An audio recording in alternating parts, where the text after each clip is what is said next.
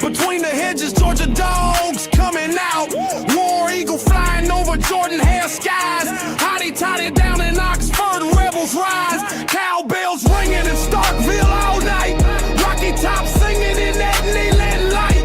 Anchor down Vandy, black and gold pride. Gamecocks crowing in Columbia loud and wide. Saturday light, y'all know the deal.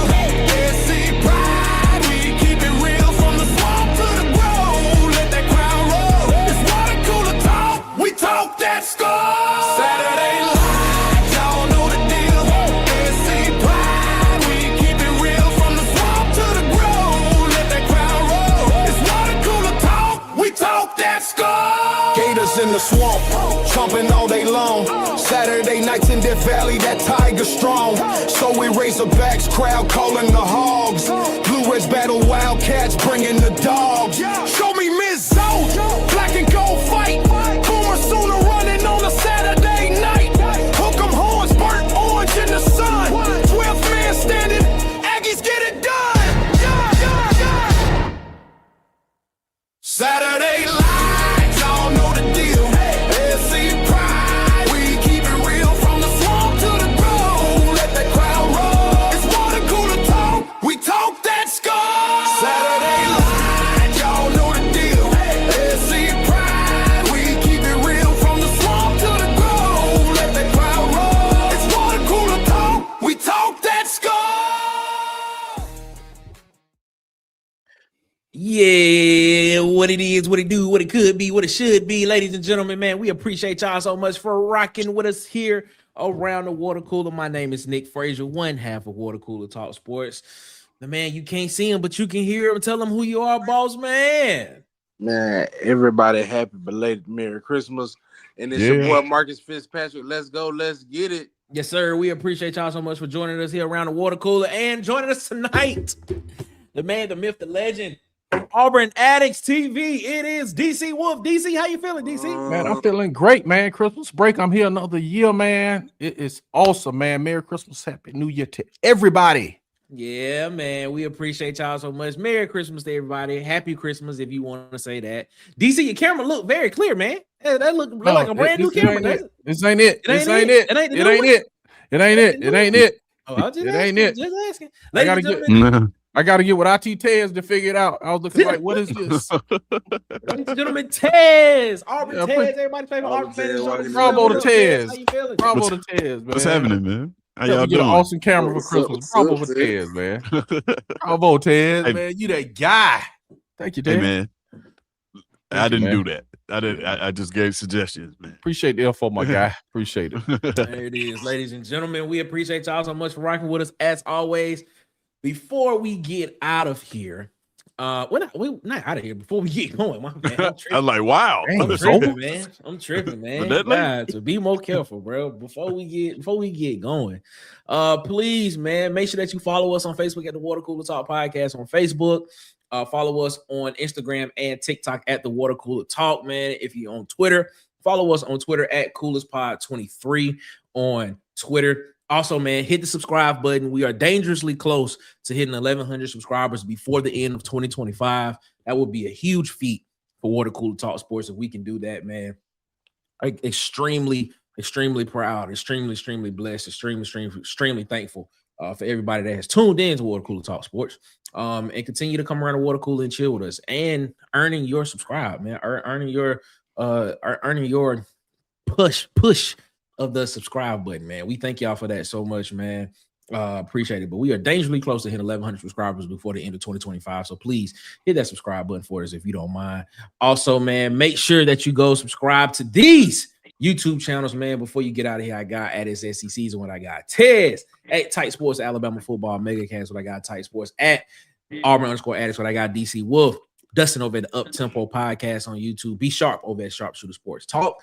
Golden Broom Podcast, what I got. Vandy Chris, and of course at the Huggy Beard himself on Twitter and on YouTube. No PBS energy over with Huggy Beard. No PBS energy. We don't want none of that. Also, man, make sure you go subscribe to Bubba and the Old Man Auburn Sports Talk on YouTube as well. Make sure you subscribe to Kid Country, chopping it up with Kid Country. I got Edward on YouTube as well. On the Block Sports with Coach Carl and JMHO Sports Talk, just my humble opinion sports talk with I got Coach Sean as well, man. We appreciate y'all so much for rocking with us. Also, make sure you support the people that support Water Cooler Talk Sports. Shout out to I got DJ, man. They want support of Water Cooler Talk Sports. Follow him on TikTok, Instagram, and YouTube at Hollywood_media. That's Hollywood EY. And of course, follow him on Facebook at Hollywood Media with 2 A's. Shout out to I got DJ, man. They want support of Water Cooler Talk. Mess with people that mess with Water Cooler Talk Sports, man. I'm telling you. Don't want to miss it, man. We appreciate y'all so much for continuing to rock with us, fellas, man. Y'all feeling all right tonight? Are y'all recovered from Thanksgiving? Not Jesus Christ, Christmas holidays. Are y'all recovered from it yet? Before we get this thing rocking and rolling, just woke up from eating. You know, man, just woke up from me. Yeah, I'm still putting gifts together for my kids. No, I forgot this. I got the gift. What you get him, man? A erector set? Man, I got my daughter. The little Barbie house thing. Man, good luck with that. Yeah, that's bro. feet right Tell you, nobody didn't warn me, bro. It came with 1,000,000 pieces. Yeah, it that's is. feet right there, bro. It does, man. Feet. It's a feat, man. Just do one room at a time, man. Hey, bro, they keep falling apart every time I put it together. They fall apart. I get so. It's like, man, I got a shack.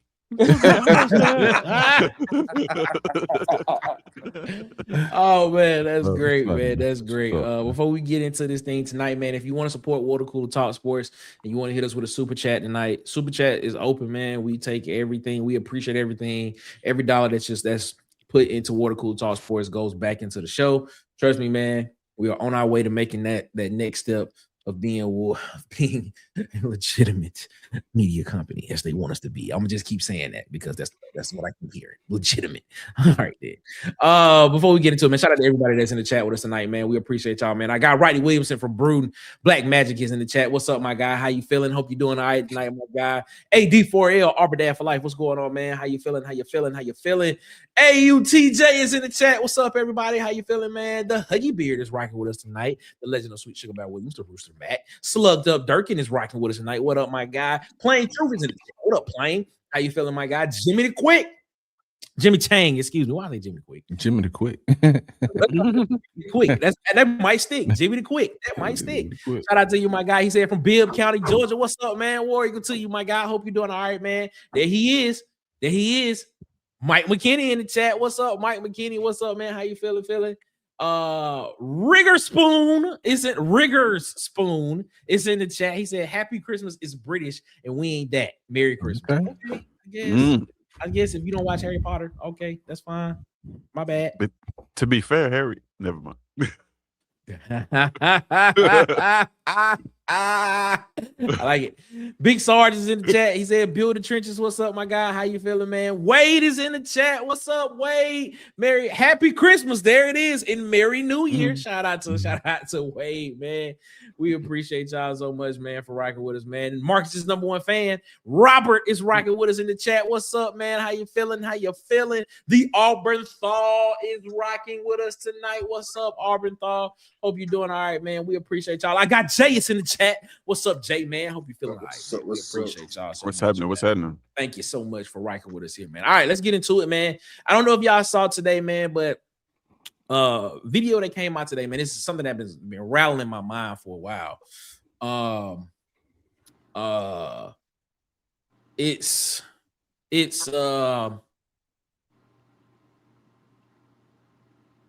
was something that I've been thinking about because we talk about it a lot on the show. You know, we talk about it a lot. And if you haven't seen the video this morning, here's the video. Go check it out. Culture versus scheme is what we talked about. And I kind of want to expand on this conversation. If you haven't watched it, go check it out. Because this is just going to be an extended conversation of that. And it's going to pertain to Auburn football. But we talk about scheme a lot on this channel. We talked about the reason why we saw Auburn lose a lot was because of scheme. Shout out to Susan Scales in the chat. What's up, Susan? Warrior, good to What's you, happening, Susan? Susan? What's up? And we talk about scheme a lot on this channel. We talked about the reason why. King Richard has entered the chat as well. Warrior, go to King Richard. What's up, my guy? How you feeling? His Royal Highness is rocking with us. We talk about scheme a lot on this channel and why Auburn didn't win. And I implore you to go watch the video this morning because I made some points in there. Hopefully that you all will take heed to it, and hopefully that you agree with it. If not, comment on the video and let us know what you think, and how you feel. But this idea of scheme or culture versus scheme, and which one is more important, or are both as important? Or is one more important than the other one, or is one least important, or it just depending. And this is this conversation. So the question I'm gonna pose, the overall thesis that I'm gonna that I'm gonna propose tonight for tonight's discussion is: scheme changes, culture sustains. The best programs win because culture allows scheme to work.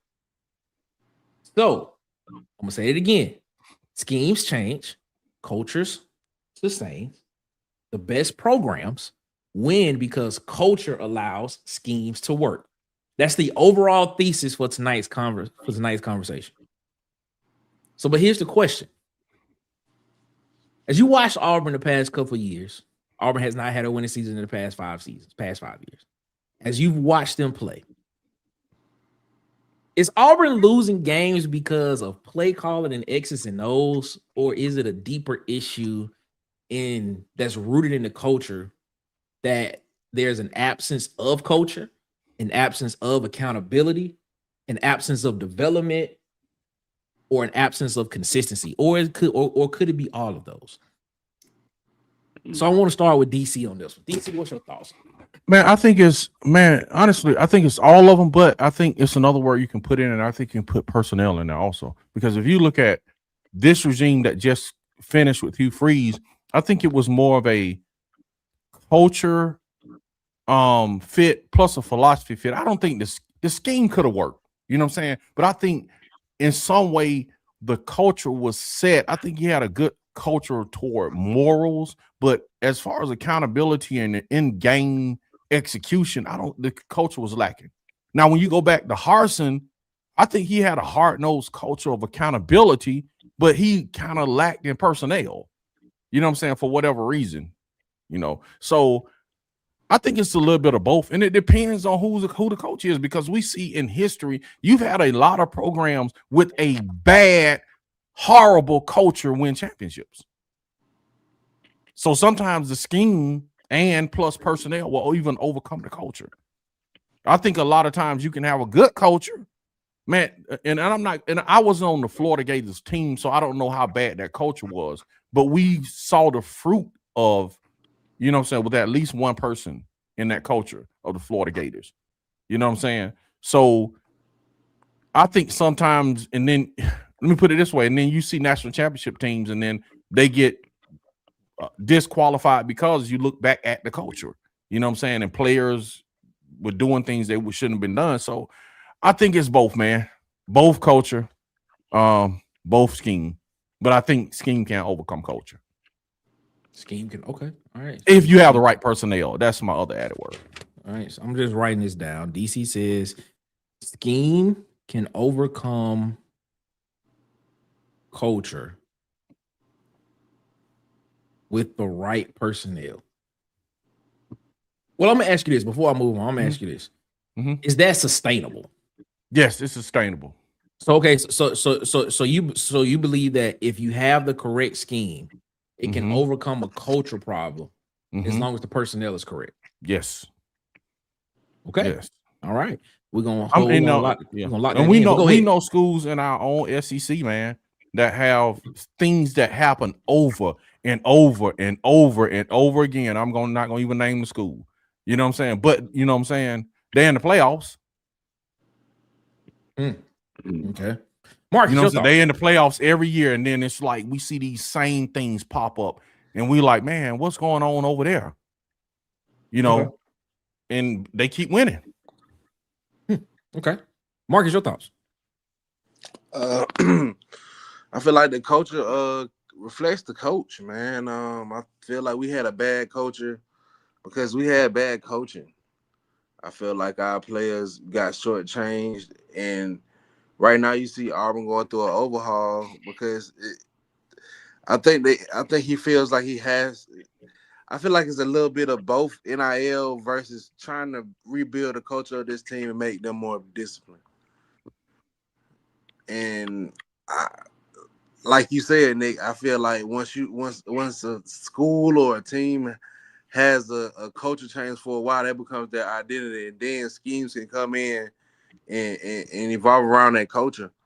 But right now, we need a culture change. So hopefully, Golders can do that. Okay. All right. So Marcus's overall overarching theme on that is that culture reflects the coach. Okay. Just to, so we're gonna read it. DC says the scheme can overcome culture with the right personnel. Okay. Marcus is culture is going to be a reflection of the coach. Okay. All right. Yes. Yeah, I think it's mostly culture. I think it's mostly culture, and because culture not just encompasses what happens on the field, but what happens on the building, inside of the building as well, and not only there's something about culture, that affects who you recruit, who decides to come to your school, who what the fan expectation is, because culture also has to do with the fans. We talk about a culture change a lot of times. We talk about the players, but we don't talk about the fan base. That school that DC was talking about that we won't name, they expect to win. It didn't matter who they got as a coach. The expectations were going to be the exact same. They were going to expect to win. And that's from the fan base all the way down to the chemistry teacher the chemistry professor that has nothing to do with the football team. They expect to win. And once you can change that and get it going in the right direction, the type of player that decides to come to your school becomes different. What players are looking for from your program becomes different. You start to get players that want to win. They're coming here for that purpose alone. Not saying that you can't win when you're not a winning football team, but you're going to have you're going to have a really good vetting process when it comes to players, which is why most of us are kind of excited about what Golish is saying, because he's saying that he wants players that want to win. When the culture isn't in the right place, you get players who only want to play for money, who want to play for notoriety, who want to do things like that. So as far as the scheme, yeah, the scheme is important. Don't get me wrong. I'm not gonna stop there, but I'm kind of on the same way with DC, where culture allows the scheme to work, because yeah, you can add you drop any. I'm if the scheme is executed properly, most of them will work, right? You don't make it to this level of football coaching with your scheme not being no proof of concept and then not being able to work, right? So it worked somewhere. So you want to build a program. You ultimately want to build a program who has a strong culture in place where you can drop any scheme into it and it will be executed at a high level, because discipline and all the intangibles are going to be there just because of the caliber of player and the caliber of athlete, the mindset of the athlete, that your culture kind of grows, right? So I think culture is more important, but scheme. I'm not going to sit here and say that scheme isn't important as well, because it is. Let me ask you a question. Now I think we need to go back and just what do we mean by culture? You feel what I'm saying? Because we talking about the overall how we treat the program, or are we just saying a mindset for winning? You follow what I'm saying? So what do you mean? Define culture, you know, how you want us to respond. What does culture mean? Because it could mean a lot of things, man. Because it was crazy. Tez mentioned a team. It's another team I was talking about who has a culture of like driving real fast. You feel what I'm saying? And getting arrested. You feel what I'm saying? That's a part of the culture, which that is bad, but they always win. So what do we mean when we say culture? Oh, you're asking me the question? Yeah, I'm asking you. You pose a question. Oh, okay. I'm like, you're asking me now the I'm question. saying, Okay, like, because cool, if we're just saying a mindset for winning, then that's one thing. But when we say the culture of a program, what do we really mean?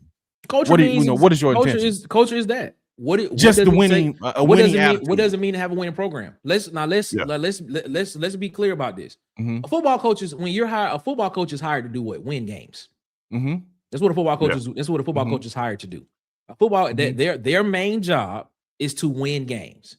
Now, developing guys as men, developing guys as people, developing guys as being a better person, that's extra.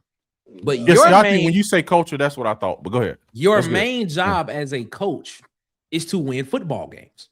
That's what you're supposed to do. So my job, if I'm hired as the coach of Booker T. Washington High School, right? My job is to win games. If I don't win games, that means that within 3 to 4 years, they're gonna be looking for somebody to come in and do that. They're gonna be looking for somebody to come in and take that spot. That's what the culture is. When you're setting a culture of winning, all the main thing, the main ingredient of that is to win football games. Everything else around that is just a byproduct of that. Right. Well, see, Nick, nobody. That's why I said the culture is a reflection of the coach. Right, but when in today's football, man, nobody defines culture that way. You feel what I'm saying? Whenever you hear a coach, they always talking about culture and they referencing to building men and doing things the right way. See, and so that's why I said you can set a culture. I would call in today's word a bad culture with we just here to win and you can do whatever you want to do just as long as we win. That's how coaches define a bad culture. You follow what I'm saying? They don't define culture as we're here to just win and man, do whatever you want to do. Winning is the main thing. Coaches don't say that. They like culture. We're setting the culture. We want this type of man to come in and build this type of human being. They always say it. They never define culture. But I agree that is the true definition of what it is, but that's not how it's explained anywhere ever. Because you probably wouldn't get parents to drop their kids off to you if you just put it that way. You know what I'm saying? But when you winning, you overlook bad culture though. Like that's my whole point. That was my point of saying scheme can overcome culture. That was my whole point of it. You see what I'm saying? If you looked at culture the way, but the culture, but it's deceived as good culture when you're winning though. Sure, like you don't look at it as a bad culture team.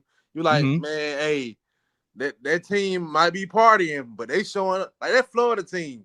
We didn't know a lot of that stuff until we watched the documentary. Right. That's why I said scheme can overcome culture, because when you talk about the humanism of the culture and we're building men and we have this moral standard. That's how they present it, as this moral standard. But that was my whole point of saying scheme will win without having those things, because that's how coaches make it. Like, man, we're going to come in and we're going to take care of your sons. That's what they say. So we're saying it's not even about that. It's just about, man, we need your son to come in and help us win so we can stay here. That's what take care of your son mean. That's what they mean by that. No, bro, it don't. It don't. When take care of your son means, man, no, you're it does not. What I'm saying, when coaches say we're gonna take care of your son, they're saying, bro, we're gonna keep them out of trouble. We're gonna grow them up into responsible men, and we're gonna we're going to have these role models to show them how to grow up into a responsible man and make good decisions. And then we're going to teach them how to play and develop them to be in football. Parents would not drop their kids off if you be like, bro, we just going to let them do whatever they want to do just as long as we win. Y'all with me? The parent going to walk out the room. Think about it like this, though. Go ahead. But a lot of coaches say they building programs, though. Like I would like Nick said, when you say you're building a program, you're not necessarily saying I'm building a kid. I'm building the school up. I'm building up a winning program. Like we can hope that, like Nick said, we can hope that this kid goes on and gets his master's and be a better person. But that's essentially not my goal when I take this job. Man, when parents drop the kids off, bro, that's why they have the academic people to come on recruiting trips with them to show them and lay out this is what we're gonna do academically. That's some of the first stuff they talk about. You got counselors and academic advisors for that. That's what my whole point is. The coach brings some of those people with them sometimes, and sometimes on recruiting trip, that's the first thing they talk about, bro, is the recruiting aspect, and sometimes the football aspect is the last thing they talk about. Think about this. That's why Big Cat Weekend in its inception was so successful, because they did everything other than football. They just focused on the family aspect, bonding, and just being together. And like, man, we're not talking about football right now. We're just having fun, and we're just being a family, and we're just building a relationship. Maybe I'm wrong, man, but that's how they presented it. I would say at this point, man, it looked like we were throwing around a lot of money at Big Cat Weekend, because these price tags being rearranged. No, I'm going back to Trooper Taylor than when it first started. We get off into a whole different conversation. We're not talking about we get off in the NIL and nothing like that. But to DC's point, in theory, you are correct. In theory, you're right. In practice, that's not what happens. No, I agree with that. And I'm not saying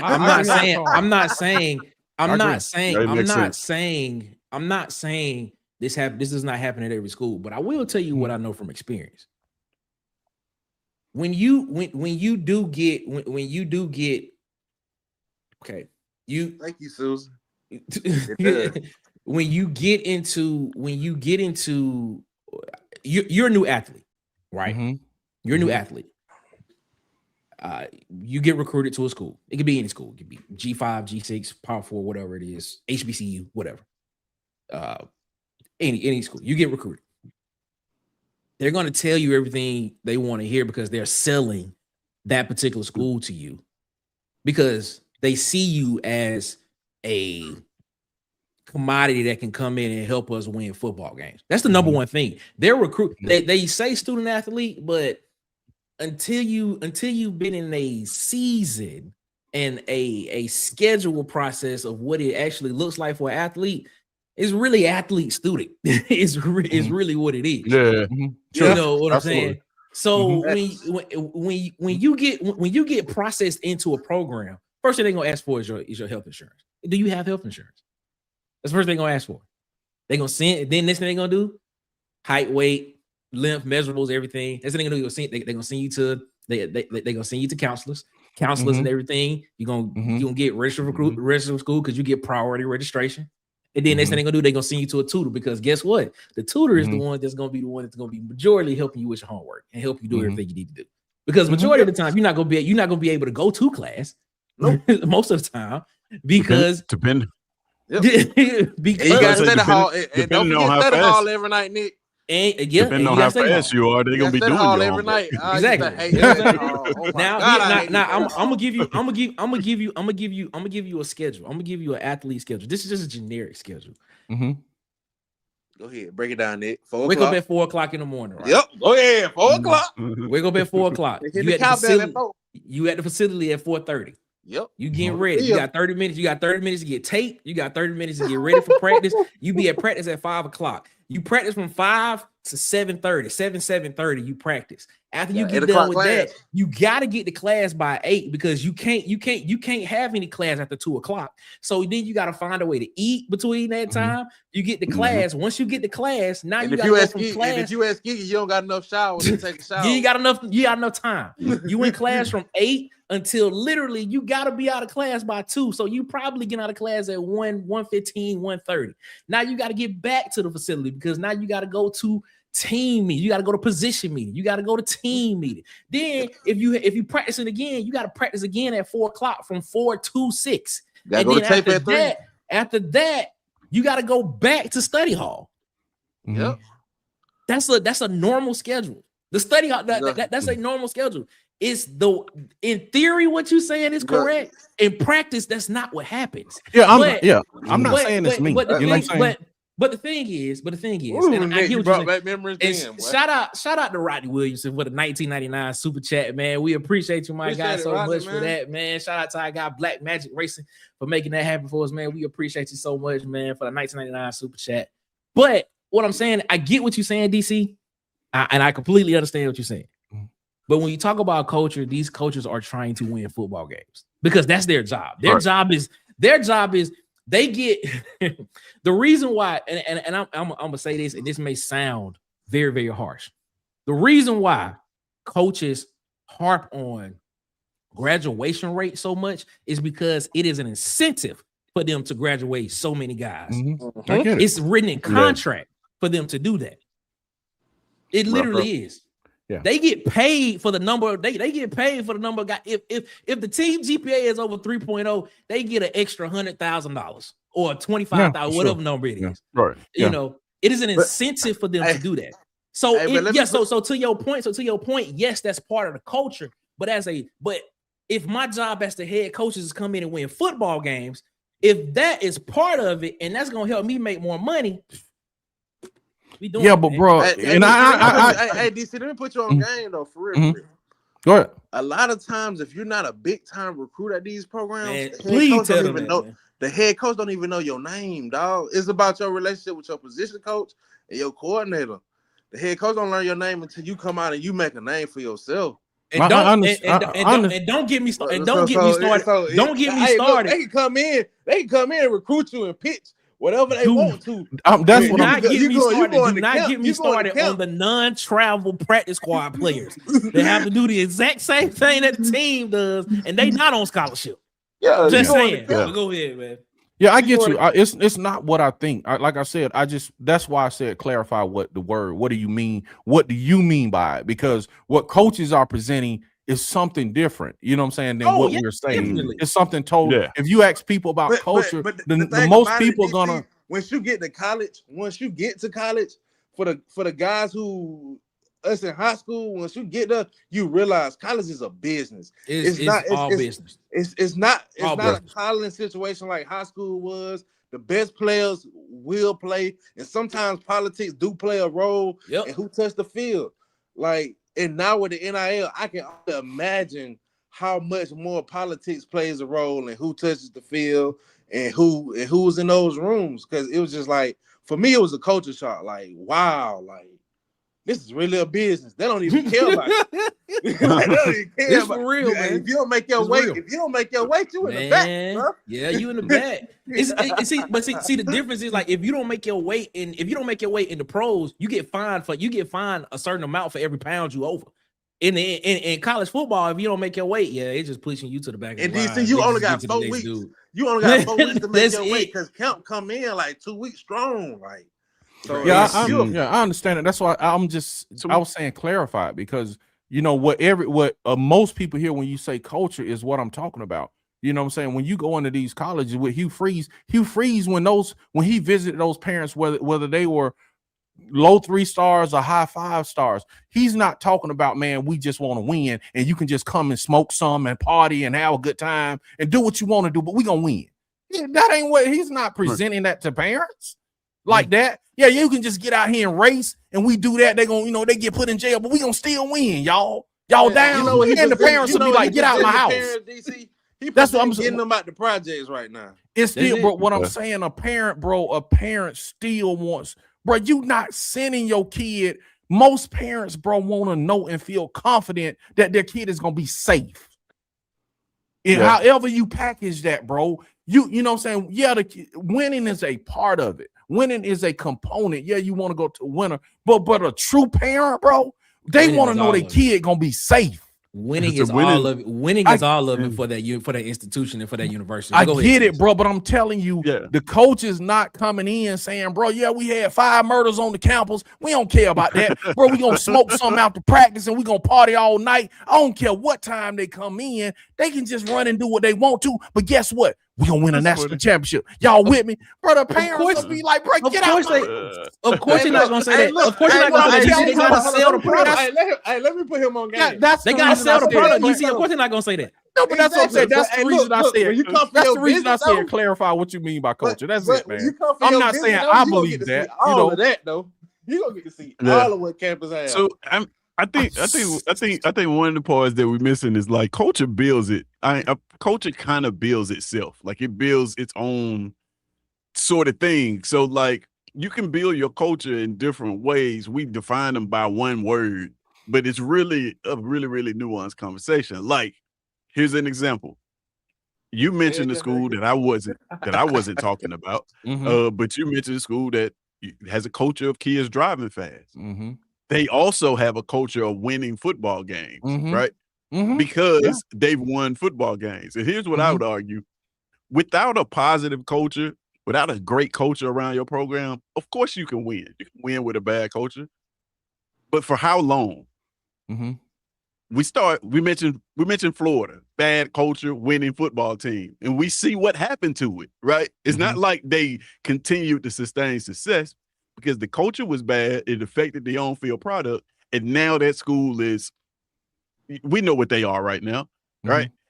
We had not necessarily a great culture around some of our coaches. They had some winning seasons for one couple years. It wasn't sustainable. If you want sustained success, you have to build a culture because culture, the reason why they preach culture a lot of times is, of course, winning games is the only thing that matters. But in order to sustain that type of success, the best way to do that is to build the right culture, right? Yeah, we could go in the portal, get a bunch of talent, have a great scheme, and then we can have players going wild and out, doing all types of things and building a bad culture, and we can win a year or two. But what about 10 years? What about 20 years of sustained success? That takes an entire culture that is fostered around winning. It's not just, this flash in the pan success type of deal. Like it just depends on what you really want, right? What you really want from your program as a coach. And I think any coach knows that, like, hey, I got to keep these kids out of trouble. I can't have kids in the news all the time, losing my best talent to legal issues and not expect to win year after year after year after year after year. Like I have to do something about that. I can't have kids not making grades and the school always having to compensate for kids. And yeah, I could do that 2 or 3 years and win, but not year after year after year after year after year. And a lot of the things that we're talking about outside actually affect on the field. You want smart kids on your field, right? You want smart players on your field. We talk about Kirby Smart a lot. It's like, man, how is he able to change, adjust at halftime so quickly? Well, you need kids that are able to process that and execute it, right? You need kids that listen and are actually able to do that. There's some type of intellectual capacity that they need to have to be able to make a complete switch of what they've been doing in the entire week at a moment's hat, and then go out there and do something different for 2 quarters and win a football game. So it all kind of goes hand in hand. It's not just either or. It's like one builds up on the other, that builds up on the other, that builds up on the other. Like, yeah, you can have a kid, you can have a school full of like hoodlums. Like you can have just a bunch of degenerates on your team. And if they're talented enough, yes, they can win football games, right? But what's to say that what kind of kids are you going to be getting in? You're going to have to deal with a group of degenerates year after year after year after year. And eventually you're going to end up like Florida. You see what I'm saying? So like the reason why coaches say that so much and say, hey, culture is because they know that in order for me to have this job for 10, 15, 20 plus years and have the type of success that these fans need, you're going to have to build some type of culture around your program to make my job easier, right? I don't want to have to coach against my team. I want my team to come in the building knowing what to expect, knowing how to act. And the only way that you do that is you start by building a culture. And you win enough games, you win them, you build a winning culture. You lose enough games, you're Auburn. You build a losing culture. Like, it's going to happen. Either way it goes, your culture is writing itself right now. You know what I'm saying? Season after season, it's writing itself. It's almost nothing that you can do about it. You have to establish that in order to be able to have some type of sustained success. And in the case of Auburn, we hadn't seen sustained success. So we want sustained success, which means that we have to start putting together a culture off the field and on the field that makes it easier for our coach to execute his scheme, to do his job, to, not always having to, my best player is in the news, he's got to sit out 2 games. Or this happening, and then I have to make up for it some type of way with my words in this press conference, or either I got to, next man up, I got to bring somebody up who's not really ready. It's like, nah, I want to build something that's sustainable where I can step away as a coach and it'll be business as usual. You know what I'm saying? My voice is in these, like right now, the other school on the side of the state, that old coach, his voice is resonating in that building, even though he's not there, right? What he built is still resonating in that building with those kids, with that staff, with the fan base. How many times do you hear the fans of that school regurgitating his quotes, his philosophy? Got a whole new coach now. They're still stuck on that. It's because he built that year after year after year, and it's ingrained right now. And the only thing you can do is mess it up. All right, so you gotta have that. All right, let me let's bring in somebody that I think is gonna add to this conversation in a very, very, very intelligent. It's gonna add to the conversation. It may bring some more depth to it. Ladies and gentlemen, it is the Auburn Thought. What's up, Auburn Thought? What's up, Auburn Thought? War Eagle, everyone. What's going on? What's good? I don't know about this whole intelligence thing. I'm pretty dumb. But what? Wait a minute. What? Anyway, we talking about culture and we're talking about parents. I have to disagree with DC a little bit. He's out of phase. I've known teachers over the years, and 2 decades ago, our parents, a decade ago, these parents were like DC was saying. But it's getting more and more nowadays. It isn't 100% one way, 100% the other, but it's getting more and more. I want my kid to be safe, but it's not really safe. I want you to protect my kid. I don't care if you're making him immoral. I want you to protect him and get him to the league. I'm not worried about you making him immoral, young man. I'm not worried about you bringing him up in the right way. I'm not worried about all that. All I'm worried about is you're protecting him from, even when he makes mistakes, you protect him. Yep. That's keeping them. That's protect. That's the same word, bro. That's protecting and safe. It's the same word. No. Yes, it is. See what the thing. Protecting the context. It's the same word. Whether if you're messing up and I'm covering for you, I'm keeping you safe. If you're messing up and I'm covering for you, I'm protecting you. It's the same word. It's the same word.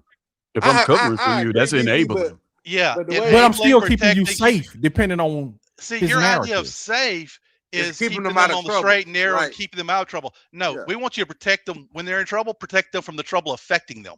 Yeah, that's keeping them safe. I'm just saying, that's completely different. It's the same word. It's just a mob boss can keep his men safe.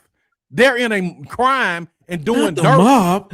Yeah, right. A mob boss. It's just he went there. It doesn't necessarily mean what it in your context. All I'm saying is the word is the same. Protecting and safe is the same. That's all I'm saying. But I agree, DC. But that's what I was gonna say earlier about what Tez was saying about good programs. Even with the good programs, the winning programs, they got degenerates. It's just when you win, you can like Auburn Thought just said, you can go cover for those players and make problems go away because you winning. You win the limelight. You can, for some reason, a lot of Alabama situations I ain't heard of until they gone. Yeah, and Auburn, to Auburn thought, you say I'm out of phase, man. I'm not saying this is what I believe, or this is all I was saying is, if you look at the comments, everybody just about has a different definition of culture. So I was just saying, explain what you mean by culture. I didn't say I believe that. I was just saying, explain it. So when I think of culture, Mm-hmm. It really has nothing to do. You know, a lot of people, they think culture, they think the entire spectrum, the morality, the outside of football stuff, everything else. Morality, let's keep morality out of it. It ain't football ain't a religious thing. Plenty of coaches are atheists. They don't care. Does the coach building a culture? Does the coach ask you to do things that he ain't doing? I'm sure somebody comes to mind immediately for everybody. And that's going to build a bad culture. But the culture is, how many rules do you put in place, and how strictly do you hold people accountable to those rules? It's a discipline. It's an attitude. It's you show up on time. You work hard. That's how you win. And when you look at is culture more important than scheme, I think it's a three-legged stool. And Marcus brought up the third leg. It's talent. A transcendent scheme can overcome some mediocre talent and some mediocre culture for a while. Look at when the eye first came in, dominant. Gus, early in his career, that offense, nobody had seen anything like it, and it was just running over people. It covered up for his lack of offensive line sometimes and some other things and some weaknesses, but was covered up by a transcendent scheme for a while. But it tapered off. Okay. But if you have to have a good scheme. You can't have a horrible scheme, but you need a good scheme. You need good enough players, and you need a good enough culture. If you have them in the right mix, they're all equally important. You just need the right mix to win. And building culture is about consistency. It's about putting in your rules and holding them accountable. Let's look at a key example of culture overcoming not the best talent. New England Patriots dynasty under Belichick. Right. They would bring in a player or two every once in a while. They bring these players that were cancers at other franchises, but they would come in and the culture was already so set. They would come in, those players were like, "What you doing?" And that they would straighten up because there's only one or two, and the overriding culture would bring them into line. So your culture overcame not having, all pro receivers all across the line. I mean, name some great New England receivers over the years. There weren't a whole lot of them. They were good, but they weren't great. Shoot, even Lane Kiffin. So but see, Belichick held them to account. The players held each other to account. But see, when the coach is asking you to work like he works and do what he does, he's walking his talk. The players are going to see that, and eventually everybody gets in alignment, and you're not, and you do your best not to bring in too many bad apples to spoil your culture. That's what I'm looking at as culture. It's not even just winning football teams. It's learning discipline. The culture is discipline. Discipline leads to winning. Right. That is what I'm defining culture as. Yeah, you see what I'm saying? Everybody has a different definition of culture. Because if you look at the Patriots, it was a different culture in Dallas with the Cowboys when they were winning. Jimmy Johnson was like, yeah, if you're a rookie, bro, you can't go to sleep. You're like, Emmitt Smith can go to sleep in a meeting, just to paraphrase. So, and Hugh Freeze had a religious culture. You feel what I'm saying? So you saying that's not a part of it, but at Auburn, Hugh Freeze had a religious culture. He said you know what I'm saying? So it depends on what coach it is and how he defines his culture. I think culture is a different definition with each team. I don't think it's even the same thing across the board with every team. Okay, so I think that's why I said hold on. Let's have that conversation right there. Let's have that conversation right there. Because I'm gonna bring Marcus back in because I don't know what happened, but I'm gonna bring him back in. Let's have that conversation. Let's have that conversation right there. Is the culture different across the teams? Okay, so because I'm happy you brought that up because that was actually gonna be my third point. We haven't even got to the second point, and we're not gonna go to it. I'm gonna just go straight to the third point. Is when you say that the culture is different from team to team, right? When you say that, I want to give a little pushback on that, and I want to give this to the chat. When you look at those teams, when you Auburn Thal brought up the New England Patriots, you talk about the Cowboys in the 90s, when they won the Super Bowls. When you look at Alabama, when you look at what Georgia is doing, when you saw the Chicago Bulls, when you saw the San Antonio Spurs, you saw the Los Angeles Lakers. When you say that the culture is different, I kind of want to say it was not. Now, on the from the outside looking in, yes, it looked you saw players that had a good time, did what they did outside of work. But when they got inside the building, when they got around the team, it's almost like a switch turned on, and they kind of just focused in on that particular thing. So when you say the culture is different, I think when we get a little bit more nuance to this thing outside of work, yeah, I may be more loose, I may be more, having fun, Shaq and the Lakers, or you can be, I can take my work home, Kobe, or Tim Duncan, or Troy Aikman.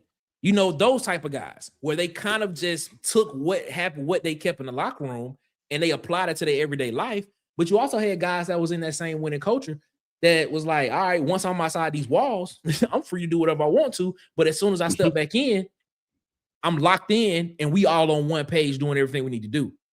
Your thoughts on that? Well, I think then is it defined as that's my whole question. Is it defined as overall culture? Because like Ted says, culture reaches beyond what you do in the facility.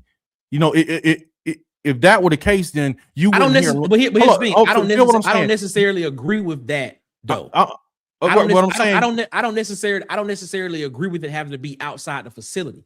I agree. Once you step foot inside this building, you need to understand what the standard is for us to win football games. What you do outside of here, yes, I want you to take what's in here and apply it to your life and things, stuff like that. But at the end of the day, your job is to come in here and win games and do this. I don't have any control of what you do outside of the building. But if that were the case, then no, you would. Why do you always hear players say, "Man, we're the linemen. We're taking time and we're spending time together outside of the facility. We go do this together. We go do that." Why do you think they have team building activities outside of the facility? Because, bro, the connection beyond football sometimes is important to the culture. That's why they say it's important. I'm not disagreeing with you there. I'm not disagreeing with you there. I'm not disagreeing with you. I'm not disagreeing with you that at all, because that is, you are so correct there. But what I'm saying is, if it does not pertain to me winning football games, it doesn't matter what happens outside of that. That's what I'm saying. I have to have a relationship. If I'm a quarterback, I have to have a relationship with my wide receivers, because we need to be on the same page. If I'm the offensive lineman, we need to be one unit, because we all got to. If it's a slide protection to the left, we all got to take the same step. If I'm a linebacker, all of us linebackers got to have somewhat of the same mentality to go out here and play football. That pertains to us winning football games. But outside of that, if I want to go out and I want to go have fun, and it don't have anything to do with me in this organization and winning games, I don't think that has anything to do with the culture of the football team. Am I wrong? Then why do the Auburn players, they get out and go bowling or go out and have fun together? If it has nothing to do, why do they have activities outside of football, and they say it's important that we go out and we eat pizza together on Wednesday, to just hang, to be together, to get to know each other? That's not my words. Those are words of football players that do it all the time. So I guess it is important. I don't know. No, DC, I get what you're saying. I understand what you're saying, and I don't disagree with you. Okay. And I'm telling you, in those moments, yes, it's important, because if we are trying to do something to build, to win games, to get to a particular goal, a goal of winning a championship or being number one or doing whatever it is, you have to do that. That's something that you have to do. But if And it keep you out of trouble. Yeah, and it keeps you out of trouble. Yeah, that's true. But if I don't have to be around them and I can go do whatever I want to do outside of that, I'm gonna go do what I want to do. That me going to the Bahamas and doing whatever I do in the Bahamas has nothing to do with me winning football games on the field and during the season. Or but it does. But it does to a degree. Okay. It does. No. It does to a degree. Because here's how that can become detrimental. That may work 1 year for one player. But what you're essentially doing is building a culture that says that if I go to this school, I can go to Bahamas anytime I want. I don't have to be, and that can end up being a detriment to your team long term, right? That's what I'm saying. Is like that's what I'm saying. Like, what are we talking about? Are we talking about winning? Wait. Hold up. Time out. So you're telling me in my off time when I don't have anything to do with football, you're telling me that whatever I do outside of that has something to do with us winning games? No. That's what I'm talking about. Okay, here's what I'm saying. Hear me out. You can win games and do anything. Exactly. You know what I'm saying? You can win games and do anything. So let's get that out of the way. You can win games and do anything. But I want you to think about us as a football team and how our success has come. It's been sporadic, right? So you can do anything and have a good season outside of what you do on the football field. But when it comes to building long-term success, right? You don't want to build a culture that you could just do anything, because now you have players who are coming to your program with the expectation that I can come to this program and I can do anything I want. And that doesn't work for all players. It may work for you. Like we brought up the Bulls, Dennis Rodman, right? We know Dennis Rodman. He went to Las Vegas, yeah. We know those stories. That doesn't work for everybody. Not everybody can go to Vegas and come and play a basketball game and be the greatest player in the world. But if you do that consistently and you allow players to just do that, eventually you're going to run into a set of players that's not going to come back from Vegas, or who's going to come back to the team and be, you see what I'm saying? Like, I'm not necessarily talking about what happens directly on the football field when it comes to like in a season or so. I'm talking about what the expectations are for your football team over the course of time. All of the teams that we named, they only like, think about this. When we talk about Florida, that was a period of time that doesn't exist anymore, right? Right. And just because you're going out on your own doing whatever you want to do, that doesn't mean that you're going to be doing the right thing. Some players go out and do whatever they want to do and get in trouble. Right. That happens. So it can go both ways. What I'm saying is when you have a culture and a standard set around your program, it fosters all of that. I'm not saying that there aren't one-offs and anomalies. Of course, there's going to be people who are going to break the rules, but like, you're more than likely to get players who are to buy in to this culture that we have, that, hey, we want to win. We want to do the things necessary that we want to win. Right. And once you do that, it makes your job easier as a coach, because you don't have to police all these things. Everybody's not going to do the right thing off the field. That bonding bowling trip between your offensive line, some teams going to take that trip and then they're going to decide that they want to steal all the bowling shoes for some odd reason. You see what I'm saying? Because kids do crazy stuff. So it's like, and now you got all 5 of your starters down there at the police department for stealing some $27 shoes. I just made that up. Nobody actually did that. But I'm saying, like, you can't just look at it as what you do. This is you're building a team effort, right? Football is a team sport. And when one part of that team is not effective, you got your whole offensive line in the news or down at the precinct, and they got to sit out a half of a football game, that can cause you to lose a football game. Right. So now what you've done off the field has affected not only your position group, but the entirety of the team, because you decide not to make a good decision when you were off the football field. So like, that's also that when we're talking about this, I kind of hate that we're talking about like what happens off the field and such and such, because I think culture is more of a mentality right? You need to teach players how to behave when you off the field, how to behave My point when exactly. you go places. If you get what I'm saying, if the culture is correct, y'all glossing over everything I'm saying. You go back and watch the video that I did this morning. Everything that we talking about, I said it in the video this morning. I said basically what I'm saying is a culture is a mentality. It is basically the blueprint. The scheme is what you build around the culture to make the thing work, is what I said. All right. The culture is the mentality, right? If you bring a guy in that understands that, and they understand, I also said teams in the two examples I gave was Georgia and Iowa. I said they recruit to that culture, they recruit and they coach the culture is what they do. All right. But how do you recruit to that culture? If you bring in guys that fit that you feel fit what they want to do. That what you want to do, the mentality is already there, because even outside of football activities, you already have you've already basically evaluated this guy and basically said, yeah, this guy, we don't have to worry about this guy. So even if this dude decides to do whatever he want to do outside of football activities, I don't have to worry about it. That's what I'm saying. So if a coach comes in and he's recruiting the culture, he's recruiting, and they're teaching that culture and they're coaching that culture, you don't have to worry about that on the outside. That's the whole point. Yeah. That's all I'm saying. Kind of what we all saying. Go watch the video this morning. Go watch the video from this morning. Is what I'm basically saying.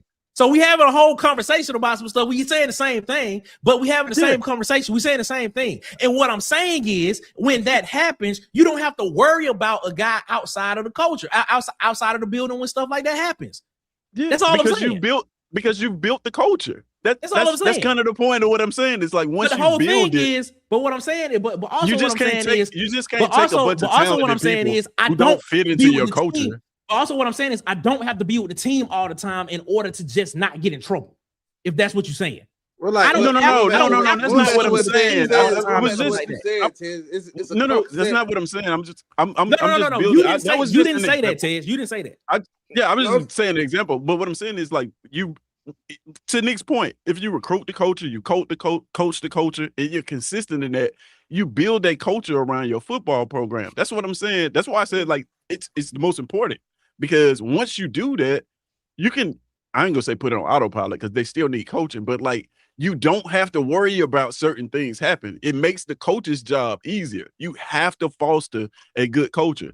And if you're recruiting kids, like to your point, if you're going out and recruiting kids that fit into your culture, if your culture is one of hard work, showing up, and things like that, and discipline, then you're going to have a team, theoretically, you're going to have a team full of players that you don't have to worry about, right? So you have to put that in place. It's not, you just can't go out and just get a bunch of talented people and then just put them on a football team and expect you can win. Like I said at the beginning, you can win in short term, but over the course of the time, it's going to be tough. And also, you have to be able to build a culture in order for you to actually recruit those kids. Those kids are not going to come. Kids are not dumb. They're not going to just come to your program because you're sitting in their living room saying, hey, we had a culture of this, when they turn on the television and see, nah, you don't. You don't have that. Everything that you're saying to me in my face about how this program operates is false, because every single time I turn on the news, y'all in the news for something. So you're doing a poor job of either you lying to me right now, or you're doing a poor job of building this culture that you're selling me, right? You have to establish that around the program in order for it to work long term. Well, like you said, Tez, like you said earlier, Tez, you got to set a standard. And like when, like you said, you have kids who do crazy things, who fall, a little sideways on that standard sometimes, and organizations, for culture situations, for us as fans, when we see kids mess up, we dictate a culture by how is this coach going to handle this situation? How are they going to punish this kid for this? Is it going to be a light punishment? Is it going to be a severe punishment? Or is it going to be, it's the standard of how that coach is. That's why I said earlier, to me, the coach reflects the culture. Because with Nick Saban, a lot of times you knew if his kids messed up, the punishment was going to be severe for the crime. For us, we knew that's what we knew. Was it gonna be severe? Who? Depends on how fast I'm you just were. asking a question. We never knew what it was. We never knew it was gonna be severe because it was always Hey, held because it's in-house. always kept in house. But Yeah. with his persona, you thought it was. That's good. Reflection of him. That's a good point. I don't disagree with anything anybody up here saying except this point that you have to yeah, team building exercise is important. You know, being around your teammates is important. Building the chemistry with them is important. But I don't have to be around them all the time. There's a difference between chemistry and culture. I think Yeah, I that's don't what think we anybody kind of said you have to be we kind around of your meshing teammates all the meshing time. them together. No. I don't think anybody ever said No, that. my thing is, yes, I agree. I agree that you have to have team building and you have to be able to trust the man next to you that you're going into a game with. You have to be able to do that. That is very, very important. But Right. if I'm outside the building, I'm able to do what I want to do, I can do what I want to do. But the thing is, as soon as I step back in the building, there should be an understanding from everybody that's on that team that look, there's a goal that we're trying to get to. We need to lock in and we need to get to it. That's what I'm saying. I don't have to be around them. Yeah, we'll go bowling. We'll go play basketball. We'll take a trip if need be. You know, we'll go on a 3-4 day retreat, you know, and all type of stuff like that. But just know that when we step inside this building, it's time to go to work for the next however many weeks we're gonna be playing. It's time to go to work. My point is that if you don't have the right culture and the right players, when they on their off time and they on their vacation, if they get into a senseless argument with somebody and break their nose, they're not gonna step back inside the building at all to even foster that. You see what I'm saying? And what I said was the culture is built by the coaches because they coach to that and they recruit to that. So if that happens, that's a reflection on the coach, as what Marcus said earlier. Yeah, but my point is, it takes a long time to build that. That's not just something that you could do in just a year, 2 years, 3. Like it takes. We respect coaches that build coaches, like he said, New England Patriots. That was over look how long of a period of time that was. Consistency, right? like he said. Yeah, because it takes a while, and you have to do that over and over and consistent. And then now all of a sudden, players that fit that culture start coming to you. You don't even have to go out and recruit them. They already know, like, hey, this is where I fit at. This is where I want to belong because they are doing things the way that aligns with me. In order for you to get there, you got to be consistent and do that over a long period of time. I like it. So let's answer the question. Let's answer. That was a great discussion, by the way. Oh man, that was a great discussion. But let's answer the question. Flip it. I'm pretty sure it will be clipped. Trust me. Pretty sure it will be. What was Auburn football's problem? We sat here and just literally had like a horrible coach. We literally just sat here and had a 35-minute conversation about what we all think culture and what it is. We had a horrible For the coach. let's go for about the next 5 to 7 minutes. What was Auburn football's problem? It was a culture of lack of discipline. Okay, let me say this. And I think Auburn Thought just answered the question. I think it's different components of culture. This is answer. The show should be what is culture. How this is going on, but that's a great answer. He said a culture of lack of discipline, meaning there are different components of that culture, and some could be set right, and some you could fail at the different components. This is, that just popped in my head when he said that. So I think some cultural things Hugh Freeze got right. I really do. But I agree with Thor that was a lack of discipline and a lack of execution, that culture. And maybe accountability. That's why I think they failed. Yeah, lack of discipline incorporates that lack of accountability because you ain't preaching discipline, so why am I going to punish you when you mess up? Because we're all lackadaisical. You'll get it better next time. Execution is a product of discipline. When you're disciplined and you do it over and over again, then you execute because you're disciplined in how you did it before, and now it's ingrained. I think we're getting down to it. Yeah, that's good stuff. So we heard those golf outings. He wasn't in meetings. He was here. He wasn't here. All this stuff. Harsin didn't want to talk to people. He just wanted to go to the field and coach, but didn't want to do the other stuff in the other time. And that's been a while. And these players have been coming in knowing I can get there and I can just I can work what I want to. If I mess up, it ain't really going to matter. If I'm a star, I'm going to stay on the field, no matter how I mess up, no matter what I do. That was the failing of the culture that's been built at Auburn for a while. Wow. Yeah.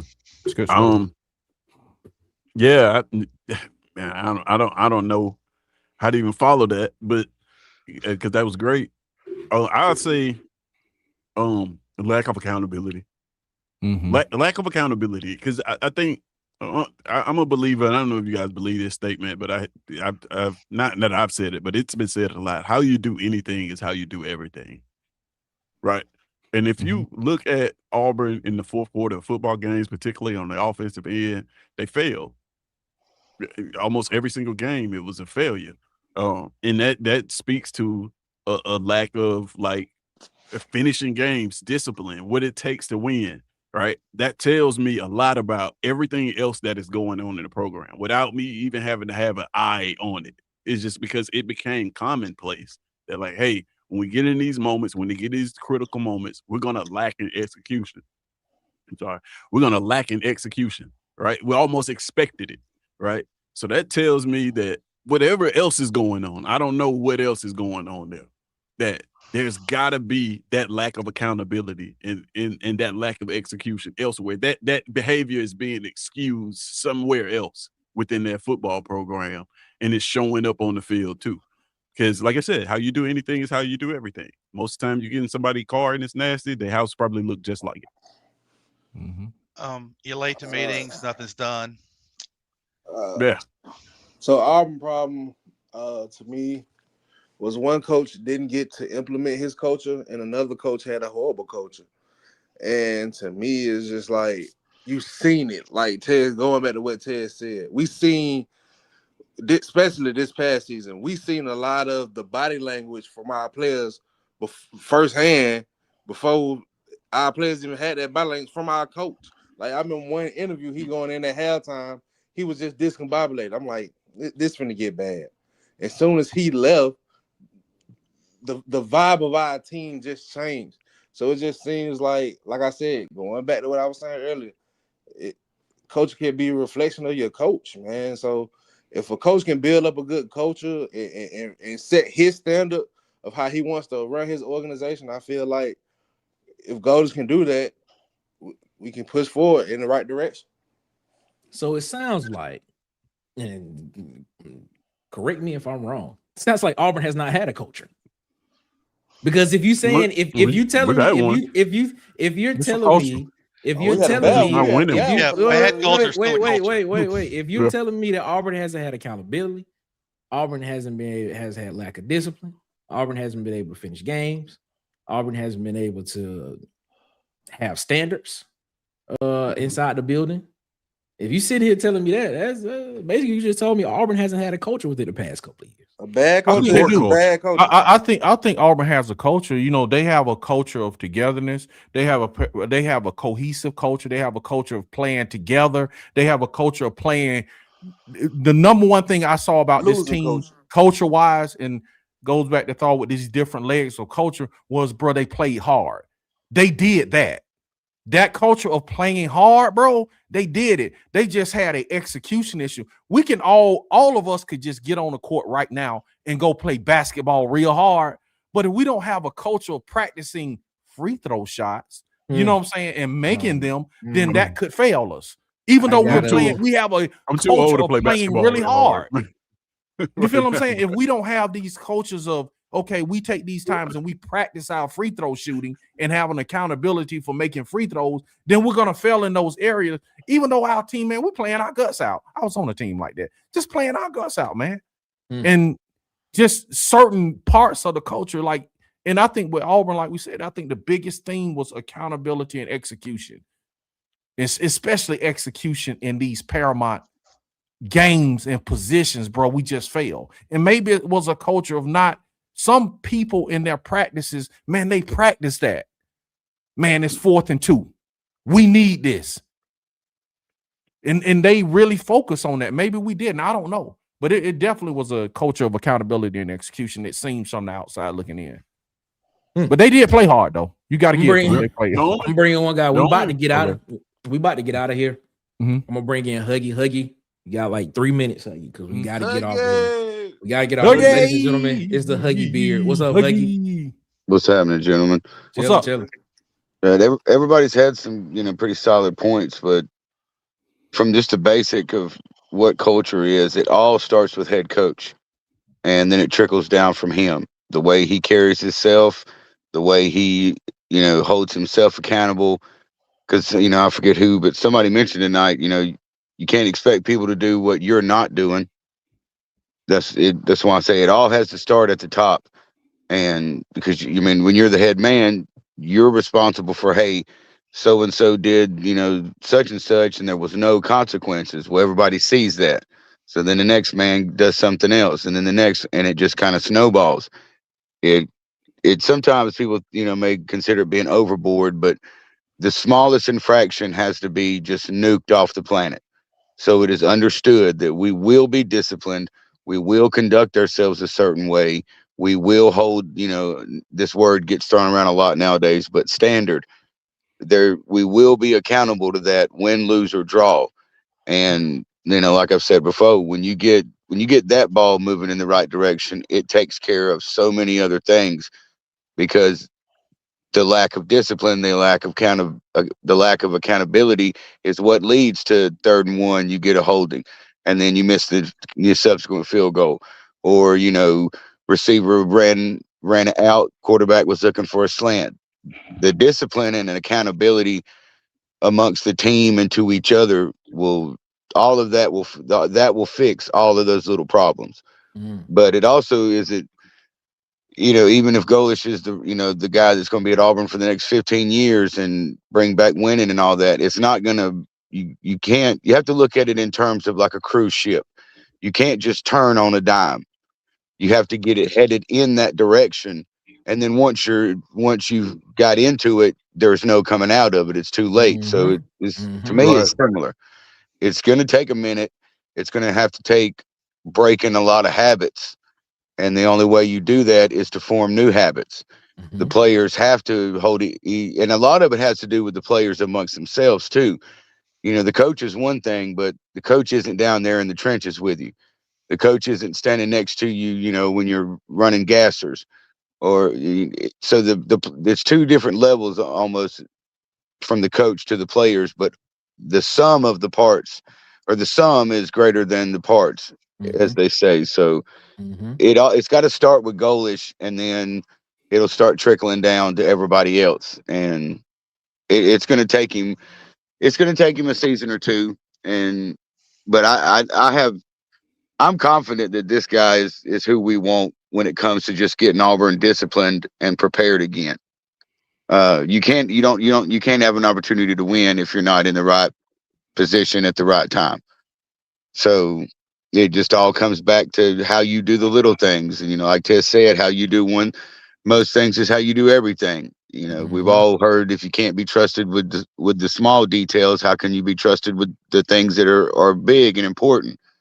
So it's going to be very uncomfortable, but that's a good thing. And, as it used to be said when I was playing football, pain is just weakness leaving the body. So there's a lot that's going to hurt if we get it turned around, because that's where Auburn is at right now. No one cares about getting these little stupid penalties. Nobody cares about, hey, it was right there in front of us and we just couldn't figure out how to do it. To get things like that to change, it has to bother you on a personal level. It has to destroy your entire evening. It has to make you not want to do anything or talk to anybody. The only thing on your mind is, why can't we get over this hump? And once you get in that position, then you've got an opportunity to do something. But I think also the fan culture, the fans are going to, I wouldn't call Auburn fans toxic by any stretch of the mind, but there is a little small section that they're so quick to overreact. Everything is the extreme, and it's not always that big of a deal. And it seems like they've got priorities mixed up. The things that aren't that big of a deal are the most important, and the things that are a big deal, nobody really cares about that. Mm-hmm. So, and as we've said, in this new age with money flying around, I think a lot of coaches are trying to find the new way.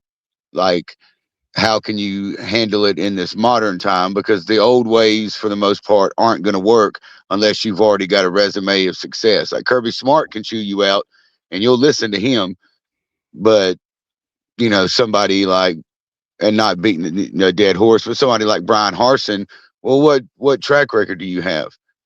It's easier to listen to somebody chewing you out when they've got a handful of rings and they know what they're talking about.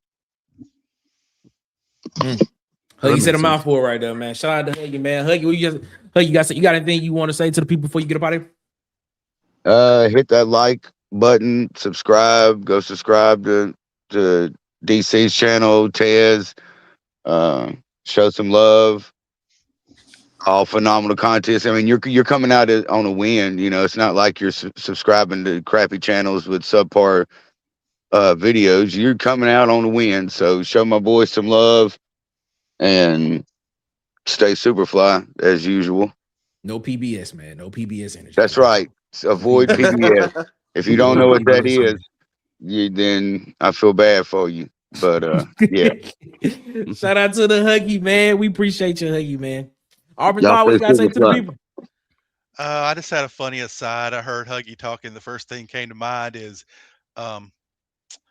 Barney Fife looking at Andy Griffith and going, "Andy, you got to nip it in the bud. Got to. You nip it." Got to. He was talking about Andy's son did something a little bit wrong, but like if you let it slide, the next time it's gonna be a little worse. Let it slide again, it's gonna be a little bit worse. Yep. He's like, you got the small infractions, you got to stamp down on. He's like, you got to nip it. You got to nip it in the bud. That's it. Facts. But yeah, it's that discipline. I think just going back to the team exercises, building rapport among people. It's easier if we have a good relationship off the field as well as on the field for me to come and go, brother, you're doing something wrong. You need to straighten up. Than just me walking out the transfer portal and looking at somebody going, you've been screwing up, boy. Mm-hmm. You ain't got no relationship to say that to them, and they're going to take it a different way. Mm-hmm. Mm-hmm. But yeah, I'm hoping Golish, like I said, Golish looks like he's going to install a discipline culture, and that's all I'm asking for. War Down Eagle, everybody. Have a happy New Year. Shout out to the Auburn Thought, man. We appreciate him so much for rocking with us as always. I'm gonna say this: most of the coaches that, and we talk about mindset and coaching football. A lot of those coaches are player driven anyway. Facts. True. A lot of them are player driven. We say the coach comes in and do it. The coach just comes in and just tells you. He just says things. I made this analogy on the video earlier today. I said, if you're a CEO of a company, you have a vision, but you hire people around you to carry out that vision and hit the KPIs, to hit the metrics that you need. Those are the players. The players are the ones that have to be accountable to what you want to do. You just can't go out there and just be. You can say all you want to, but the players, most championship coaches, most championship teams, championship coaches, whatever you want to call it, a lot of those are player driven. Like you said, not to be the dead horse, they set the standard. That's it. They set the standard. Before we get out of here, I wanted to ask this. I want to ask this one thing. I was meaning to ask this on Wednesday's show. No, not Wednesday, Monday's show, but I couldn't find a picture. I want to get y'all thoughts on this real quick before we get out of here. What is the first thing you putting on this when you get it? Are you putting hot sauce, ketchup, mustard, or tartar sauce on a piece of fried chicken when you get it? I mean, excuse me, fried fish. I was about to say that look. Oh, okay. Like I said, that look fish, like chicken. Man, if you put ketchup on there, I'm putting you out, bro. Yeah, I'm a hot sauce type of person. Hot sauce, bro. I'm going hot sauce. Yeah, hot sauce. Hot sauce. Yeah, I'm going hot sauce on my fish. Because I was gonna put hot sauce too. I was gonna put hot sauce and ketchup. I like to mix hot sauce and ketchup together. What? I'm not a. Yeah. Oh man, yeah. That's that's a Birmingham staple here. If you go to Green Acres, the hot sauce ketchup mix, man, and be busting. My God, man. I'm Ketchup, not. ketchup, What are we ketchup is my doing? last resort. Hot sauce. Yeah, There we ketchup go. is last, bro. Ketchup sauce, on period. fish. Tartar sauce. Wait. We got God. tartar sauce. Shout out to Connie. She said tartar sauce. Susan said tartar with a dash of hot sauce. Yeah. Auburn Thaw said, don't eat fish or breading, so wouldn't put nothing on it. But Texas Pete is the way to go. No, There I you agree. go. I agree with you. That's I agree. right. Hot I sauce is go. the way to go. That's right. Auburn Thaw, Texas Pete. That's right. Hot sauce is the way to But- go, but you can mix it with some ketchup. Oh Y'all my ain't never do that God. before? Okay, I'm gonna have to take a poll Sunday on who eating ketchup, bro. I'm not a What's sauce up person with y'all and myself, ketchup, man? Like, why do people not like No, ketchup? I mean, I think my wife and daughter does, man. I know my daughter does, but man, That ain't gonna be my go-to. No, Yeah, bro. I wasn't a Very sauce true. person until I moved to Birmingham and went to Green Acres, and they put the hot sauce ketchup mix on there, and it's like, it's elite, DC. You gotta give it a shot. My Tell you, God, it man. is. My God. They literally put the food in the bag, hot sauce ketchup, shake it up. Yes, that's what they do. Yeah, that's it's exactly how amazing. that's exactly how I did. I put a bunch of I put like 2 squirts of ketchup, and I take the hot sauce and I just keep dumping the hot sauce. I just keep dumping the hot sauce, just like this. It's not a lot of ketchup. Yeah, No. they don't use a lot of. You see what Slug Up said, don't you? You see what Slug Man, y'all tripping, bro. Y'all tripping. Y'all ain't tried it. I'm just telling y'all ain't tried it yet. I'm telling you. Hey, man. You get 2 squirts of ketchup, and then you take the hot sauce and you just keep dumping the hot sauce on top of the ketchup until it like almost drown the ketchup. I tell you what, And then you stir it up. like Marcus say, that will not be my go-to, bro. That ain't my favorite one. I'm going They hot call sauce it. first. They call it all the way up here. Let me get Just saying. 2-piece Just fish saying. special all the way. My I'm just God. saying. I'm just saying, bro. That's it. I'm just saying. You got to give it a shot one time, man. You come to Birmingham, I'm gonna put you on. I'm just gonna like saying. it, I promise. Just saying. All right, It is. I got it. All right, man. Let's get out of here, man. We appreciate y'all so much for rocking with us, man. Make sure you subscribe to these YouTube channels at its SC Season. What I got Auburn Tez at Tight Sports, Alabama Football Megacast at Auburn_Addicts TV on YouTube. What I got DC Wolf at the Uptempo Podcast. What I got Dustin at B Sharp at the Sharpshooter Sports Talk. Vanny Chris over at the Go to Broom Podcast, and of course at the Huggy Beard himself on YouTube and on Twitter. Chopping it up with Kid Country, man. Make sure you go over there and subscribe to his YouTube channel as well. Make sure you subscribe to Bubba and the Old Man Auburn Sports Talk on YouTube as well. JMHO Sports Talk, what I got, Coach Sean, as well, and On the Block Sports with Coach Carl, who just announced his retirement from coaching. Yeah, congrats, Coach. Shout out to Coach Sean Congrats, with man. that, man. Also, man, make sure you support the people that support Water Cooler Talk Sports, man. Shout out to our guy DJ. They want support him, man. That's my quarterback. Follow him on TikTok and Instagram and YouTube at Hollywood_media. That's Hollywood EY. Then, of course, make sure you follow him on Facebook at Hollywood Media with 2 A's, man. Shout out to our guy DJ. They want support of Water Cooler Talk Sports. We appreciate you so much for rocking with us as always. Ranch. Who said ranch? Ranch. Somebody said Rodney, ranch. what are you, Hold on 13? now, Rodney. Yeah, but Hold ranch. on. Cut the record. Rodney Ranch, though. Say ranch. Ranch? I ain't gonna No, do the ranch. I can't do the Rodney, don't ranch, do that. Rodney. Can't do the ranch. Can't do the ranch. Can't do the ranch. I Oh, ain't never. wow. Can't do Never the ranch. got that. Sauce. He's saying sauce and hot sauce and ranch. And I ain't never tried that one. Blue cheese. I'm good. Ain't I'm no good try. on that. Tess, what is That this that we see on the screen right here, sir? What is that? Man, this is Tuesday's show. I've been saying the 29th, but it's actually the 30th. Yeah, got my days mixed up. But yeah, December 30th, man, next week. Do you have what it takes? We're gonna test your football knowledge, how much football you watched this season. Come over to SC Season. 6:30 we'll be getting started, and we're gonna be hosting a live trivia where you get to win a the first ever SC Season hoodie that is going out, and a trophy designed by Coach Carl at On the Block Sports. Winner take all situation. You know how it is. If you've seen it before, it's interactive.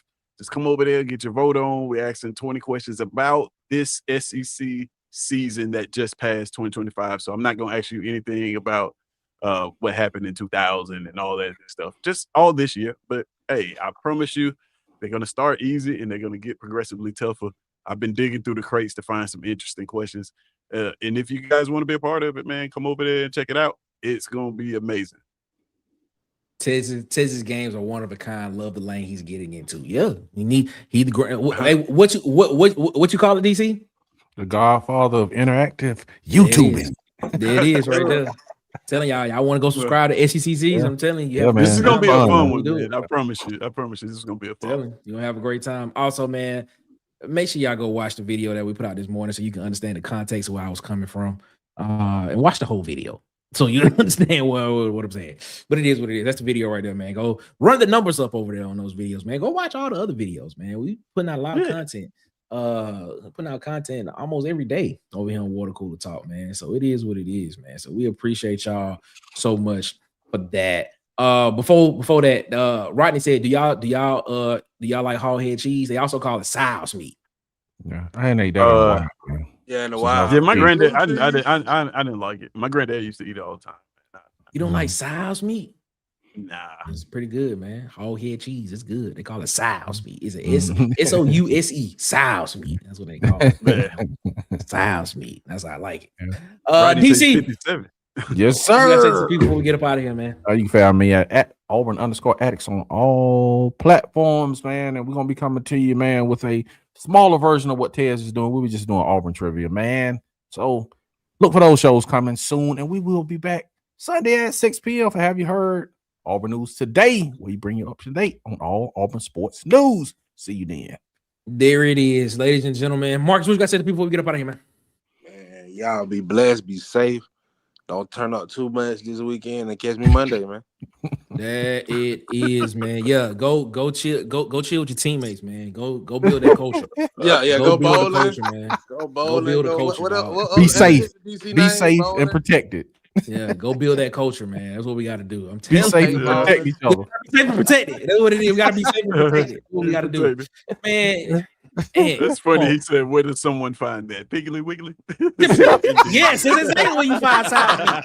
You found sow's meat at Piggly Wiggly. That is exactly where you find it at. Why you playing slugged up Durkin? That's where you get it from. Your local Piggly Wiggly is where you get it from. The local Piggly Wiggly or H&J in Tuskegee. You can get it from H&J in Tuskegee. That's where you can get it. Piggly Wiggly still in the trenches. Ziggler's or a boar's head. He said she's saying Ziggler's is Boar's Head is better than Ziggler's? Yeah, for sure. Come on, man. It is. Right. Oh, man. Hey, he said keep them Hellcats under 90 miles an hour. Hey, shout out to Mike McKinney. That might be the comment of the night right there. I like that. Let me get Ant in here real quick. He decided to pop in at the last minute, but we're gonna get Ant the insider in here. Ant, what's on your mind, man? My man, what's on your mind?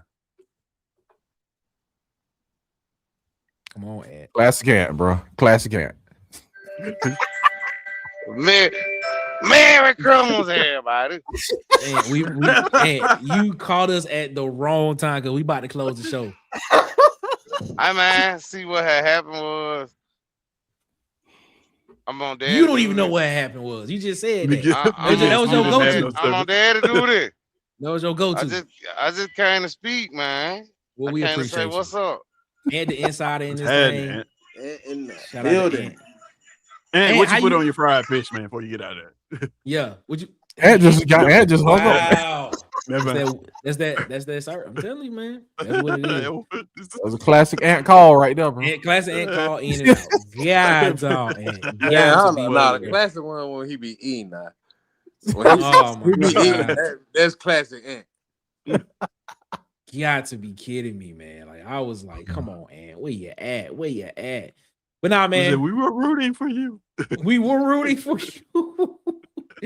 Nah, man. This has been a great show, man. We appreciate y'all so much for rocking with us. Oh my God. Did I just what, bro? I gotta go back in here and retype some stuff because I just made a mistake and deleted something. And I need to retype it, but hey, it is what it is. It'll be fine. But make sure that you follow us on Facebook at the Water Cooler Talk Podcast, man. Follow us on Instagram and TikTok at the Water Cooler Talk. Also follow us on Twitter at CoolersPod23 on Twitter. And of course, we are dangerously close to hitting 1,100 subscribers before the end of 2025. So please hit that subscribe button here on Water Cooler Talk Sports, man. Help us reach that milestone before the end of 2025. We thank you so much. We're gonna get up out of here, man. We appreciate y'all so much, man. We thank y'all for rocking with us as always. We'll be back Monday for Water Cooler Talk Sports, 8 p.m. Eastern, 7 p.m. Central. We'll be on Sunday morning with Dustin, I believe. We'll be on there Sunday morning at 9 a.m. Central. Then, of course, 6 Eastern, 5 Central on Sunday with Have You Heard with DC Wolf over on Auburn TV, man. We appreciate y'all, man. As always, we're going to get up out of here, man. Y'all have a good one. Better yet, y'all have a great one. Y'all be blessed. Make sure y'all give the man upstairs above his because he deserves all the praise and all the glory. And until next time, ladies and gentlemen, we'll meet you back around the water cooler. It is one love. And guess what? We are out this mug. As always, y'all be easy. Be blessed. I holla.